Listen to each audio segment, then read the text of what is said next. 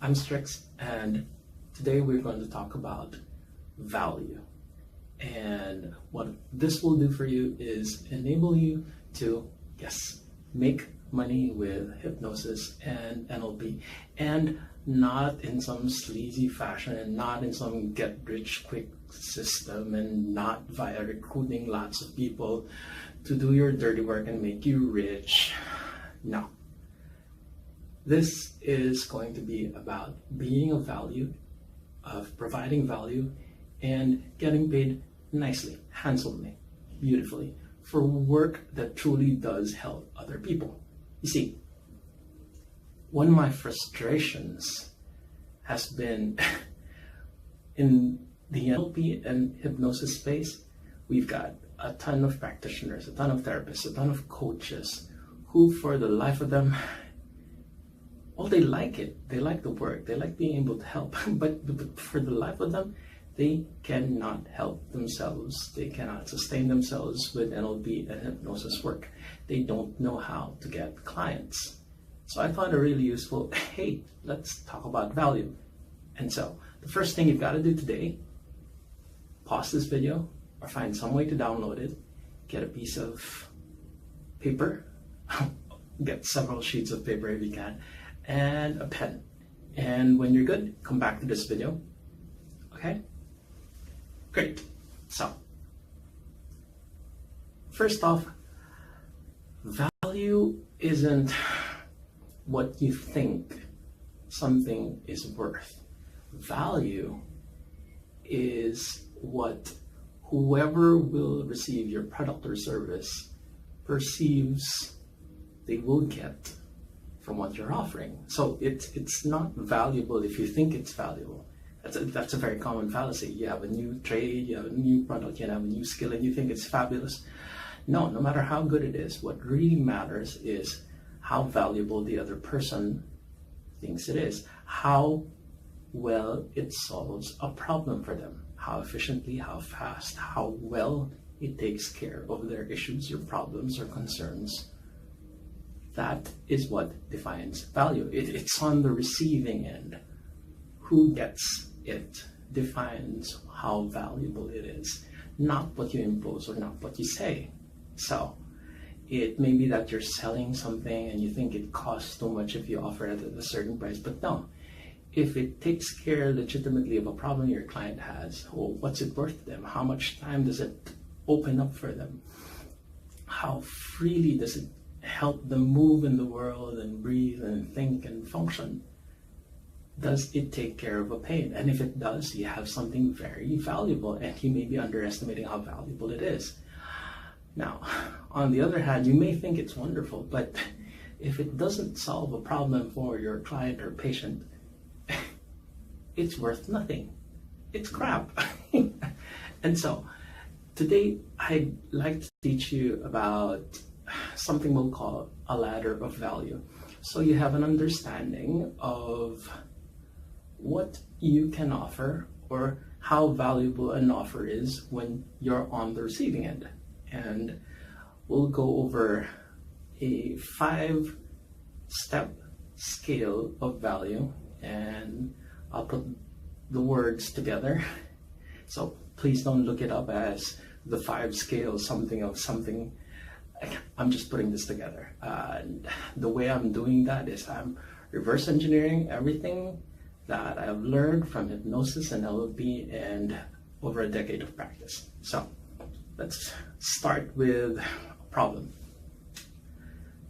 Your client will have frustration before you give them information, before you run them through an education, before you sit down with them for a collaboration, or before you personally take care of the problem with a solution creation. So, frustration, information, education, collaboration, and creation.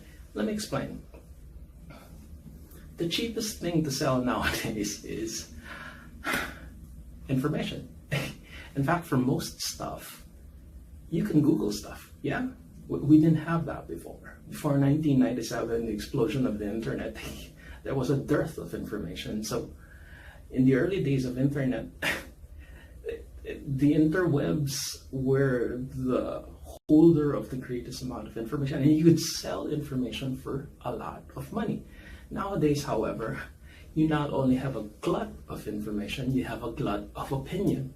So, sure, Google has made it so that it's easy for everyone to get information. It's, however, nowadays so easy to get the wrong information, useless information, really detrimental information, and in fact, most of the things which now pretend to be information are just opinion. Some guru saying this, and this is, may or may not be a real helpful guru. So some guru says, here's what worked for me, copy it, and you'll do great. But the problem is you are not that guru. You do not have their contacts, their connections, their lifestyle, their resources, and therefore, and personality build and all sorts of things else. So you, even if the guru gave you everything that they're doing, you are not that guru, and therefore you are unlikely to be able to do what the guru did. And so what's more useful than that is to find something that works for everyone, reverse engineer that, and apply it for yourself. So let's go back to the scale. Information, education, collaboration, creation. And we started off the scale just so you know where a person is coming from and where you'd like to take them. You start with frustration, information, education, collaboration, and then creation. So you're starting with their problem and you're ending with, here, I've done it completely for you, I've solved it for you. Let me explain. At the stage of information, like you're selling a book, here, read this. If the person doesn't do anything about it, nothing happens, but you've sold a product. And so things like ebooks may or may not be cheap. Books are cheap comparatively for the amount of information that it's in them. Thing is, most people don't change by books because most people don't apply things, and most people, they've read through several pages and they don't get it. And it really helps to have somebody guide most people through what they have to figure out to cut the learning time, so to speak, and to help them with feedback on or information. So that's a stage of information, or here, take this, figure out what to do with it. Then at the level of education, you could do like a seminar or workshop where there's some limited back and forth, and you talk about what the topics or the skills or the information is and what basic understandings you can pass on. And when they get that, it's better than a book because here it's more easily implementable. So, information, take this, use it, figure it out. Education, you get them to understand from where they're coming from, how to apply something. So, information, education, and then what I call collaboration is when you sit down with a patient or a client and then you figure out what's bugging them and you figure out how to help them, and you get them to consider a few ways to approach it. So, okay, tell me what's happening. Okay, in that situation, here are the things which tend to work, and here's the framework for that, here's the understanding for that, and that's more useful. So we've taken the patient or the client from frustration through information, through education, and then collaboration. And the last part, creation, is where we have done for you services. Okay, let's give the example of a pitch. Here's a book for pitching, read it, figure it out. Remember, we're talking about how to make money with your linguistic programming and hypnosis. So you could create a product. Okay, here's a book on pitching. And pitching is when you give an offer and somewhere along the line you have a deal and money is exchanged for your services. So here's the book on pitching, read it, figure it out. That's information. So you've moved the patient or client from frustration to information. That's good. Okay. Better than that, though, is you take a patient from just information and, okay, do you get this? What do you get? What do you not get? That's the level of education that you get of seminars, and the step up from seminars is workshop. And me and my friends, we don't like doing lectures or workshops because people hardly get anything from seminars. Seminars are just one-way tickets, and without the Q&A, they're hardly any better than books. So the only benefit is that you were forced to sit down for however that was, and there was forced education.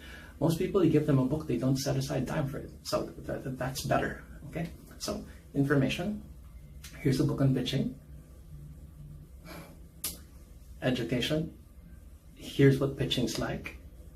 Let me know what you get. Then some Q&A. Oh, no, that's not how pitching works. This is how pitching works.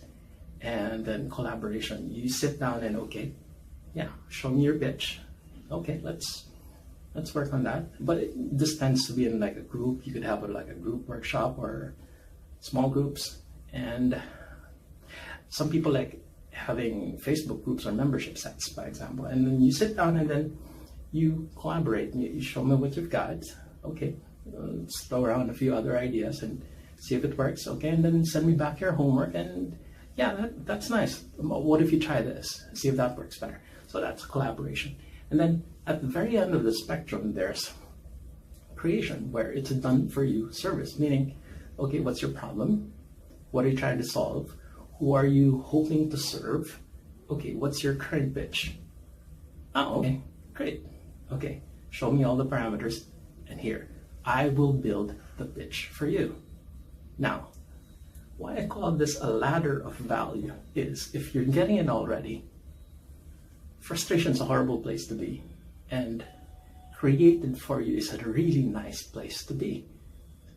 And you can bill accordingly. So by example, to take a patient from information, or a client from information to, from frustration to information, it's cheap. You can create an ebook, but it's not that valuable since they have to go through it themselves. If you have education and kind of getting it, and for the time you spend with them, that's more valuable. If you do a collaboration and you're sorting it out, that's even more valuable. So information, education, okay, that's more valuable, and you can bill more. And then for a collaboration, that'll cost more.